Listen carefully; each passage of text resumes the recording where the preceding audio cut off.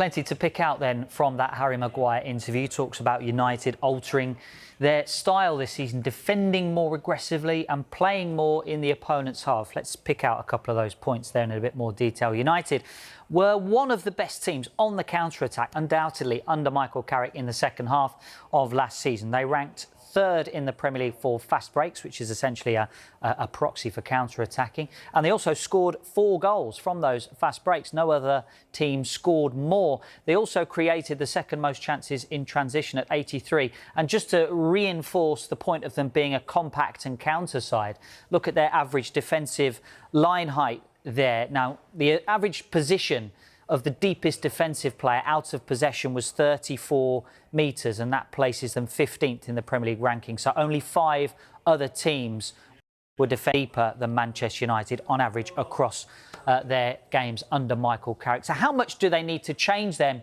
in order to defend more aggressively, as Maguire talked about there? So here we have possession won in the final third in the horizontal, and in the vertical we have pressed sequences. So the higher the number of press sequences, the more aggressive you are in the opponent's defensive third. Now, in the top right-hand side, you'll see the Brighton badge there. So very aggressive out of possession. You can also see Arsenal there, Manchester City, Liverpool and Bournemouth as well. Actually very, very similar with Andoni Iraola now obviously going to Liverpool. But if you're towards the bottom left here, you're pressing the opponent in their opposition zones a little bit less. And you can see Manchester United towards the bottom left here, right on top of Fulham. So will they want to move more towards what you might regard as the top teams there, Arsenal, Manchester City and Liverpool?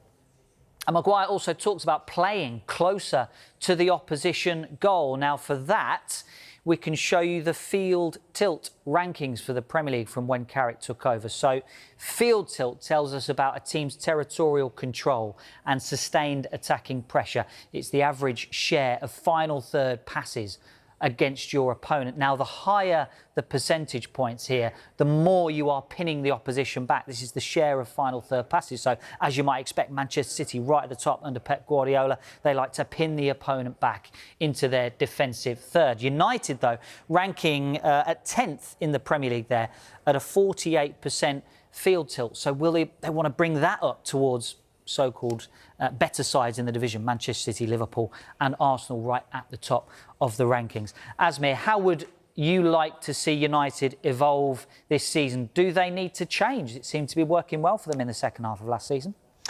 Yeah, I think, listen, if it ain't broke, don't fix it, I think, first and foremost. So if their identity is to be a transition team and defend well and then, you know, attack in those transition moments and use the pace that they have, because they do have some really, really fast players. You look at like Amad Diallo, Brian Mbeumo, a lot of pace in that team. But I think overall, long term, I think there still has to be a plan B, maybe a plan C. So sometimes keep possession, you know, when they can. I think bringing the likes of Yuri Tielemans is really, really important. I think he's someone who can make them tick, get on the ball, keep possession at times. So I think there has to be a way of, you know, keeping a little bit more control of games, because I don't think you can transition all the time. But at the same time, make sure you don't lose the things that made him successful last season. And for Harry Maguire, for him as a player, I mean, this is now, you mentioned it earlier, his 8th season. He's had a whole host of centre-back partnerships. As a goalkeeper, do you like to have a settled back four in front of you and settled central defenders? Yeah, I think as a goalkeeper, as any manager, any defender, I think if you can have a settled sort of back five, as you call it, you know, the back four and the goalkeeper, that unit, the more of that you can keep consistent, the better it is. So I think it's, again, down to injuries, down to things you maybe can't control. But I think overall, if Man United, with Lamens now established himself as number one, if he can keep the 2 centre-halves fit in front of him, keep that base really, really solid, keep it consistent, add the fullbacks within that, then I think, of course, it gives him a really good base to build from, and hopefully make those changes in the other, you know, parts of the pitch that are maybe, you know, easier to make rather than the back line. Nice. OK, stay with... Yeah, interesting stuff there from Harry Maguire there, Asmir. He used the word competitive a number of times in that interview. With 2 weeks to go in this window and the squad as it is at Old Trafford just now, is he right to think that United can be competitive for the biggest competitions? Well, I certainly think when you look back at their body of work under Michael Carrick last year, I think they can be very competitive this year. But then you have to add in the extra demands of Europe. The expectations gone up within the fan base. You know, I think it's when you have success like they did last year, now fans want more. They want Man United to be back at the level that we know Man United can be at, and that's competing, challenging for the Premier League for all the trophies. So I think to do that, they definitely need to add a little bit more. I think there's a little bit of strength and depth that's lacking within that squad. Obviously, Ugarte getting injured wasn't ideal, so I think you have to look at that central midfield position as maybe an area where they still need to get in one more body. I think Yuri Tielemans is a fantastic signing, Premier League proven, internationally proven. Andre Santos is a really good player. So they have some options, but I certainly think they need to do a little bit more business before now and the end of the window. Michael Carrick has said this. You know, last week he said he wants more, needs more. As you say, we've had 2 signings coming in, but then it's gone a bit quiet. So has that come as a surprise? A little bit. They can be difference makers, those 2. I think they can be difference makers in the fact that, especially Yuri Tielemans, someone who knows the Premier League. We saw what Casemiro did. He came in with a level of presence, with a level of leadership, know-how and experience. When he came into Manchester United, made a big impact. So I think Yuri Tielemans can as well. But I think also what Michael Carrick has shown, no matter who plays, it's really about the collective. It's about the system. He maybe didn't bring in the superstars that we're used to maybe Man United signing over the last few years, but they brought really solid players, good players, players who are going to, work really hard for the team, make that difference when they need to. But they still have the likes of Bruno Fernandes and match winners at the top end of the pitch who are really the people that you want to make that difference. You preempted my next question because Bruno Fernandes, there still seems to be a huge reliance on him. That not for sale is the defiant message coming out of Manchester United, unsurprisingly. There's been interest from Galatasaray, we think. How much do you think United's success is still dependent on Bruno Fernandes performing almost like he did last season? Yeah, I think probably a little bit too much, to be honest with you. I think, again, he's their key player, he's their captain, he's their talisman. And of course, as much as we're talking about strengthening the squad, God forbid he was to leave, then that would leave a massive hole. So he can't go. I think he's definitely one of their untouchables. But I do think, when we talk about strengthening that central midfield area, I still think they need to add a little bit more in those attacking areas because you need options. You're going to be playing in 4 different competitions. The Champions League is obviously now an added layer for them and an added burden on the whole squad. So from that aspect, I still think they need some players in that front end of the pitch. I think Mateus Cunha played in the number 9 in their last friendly. I think Marcus Rashford coming back is helpful. But again, he's more of a winger and Mbeumo's more of a winger. Amad Diallo's more of a winger. So I still think in an ideal world, perfect world, they can use a little bit more help in that number 9 position to take some of that pressure and load off Bruno Fernandes as well. The opening 2 games for United are against newly promoted teams in Hull and Ipswich. When we look at last season, they took 4 points from their first 4 games. They can't afford another start like that, surely. No, they can't. And again, that brings immediate pressure onto everybody. So I think they want to start fast. It's 2 on paper fixtures that they expect to win. But again, it's never easy playing newly promoted side with their self-belief and confidence and the energy they're going to bring coming up from the championship. So not going to be easy. But really looking at it, Manchester United to get to the level as well of taking that next step and competing for those trophies, getting off to a good start is absolutely crucial. Maguire, who has called on Manchester United to buy more players this summer. Yeah, Yuri Tielemans and Andre Santos have arrived, but United have spent just £93 million so far, which is less than newly promoted Coventry City. So with just a few days to go until their opening game away at Hull, Maguire has sat down with our reporter, Dan Khan. Harry, thank you so much for taking the time to speak to us. Another pre-season done. How are you feeling, first of all? Yeah, really good. It's been a long pre-season, I think 6 weeks. I think that's probably the longest I've had in the last 10 years or so. But yeah, in a good place physically and mentally, and I think as a squad, I think we're ready to go. We're looking forward to the season. Everyone wants the Premier League to be starting again, and so do we. We're looking forward to the weekend, and hopefully it's a good start for us. Just spending a little bit of time in Dublin around the group, it does feel like they're very close, and the camaraderie is absolutely there, especially with the coaching staff. I mean, does it feel like that right now? Is this the closest group you feel like maybe since you've been at the club? I think winning football matches bring teams closer. It always helps when you're winning, and so to finish the season like we did last season for the last months of the season, and to win so many football matches, that does bring you closer. So we've got to make sure that we win this season so that we can come even closer.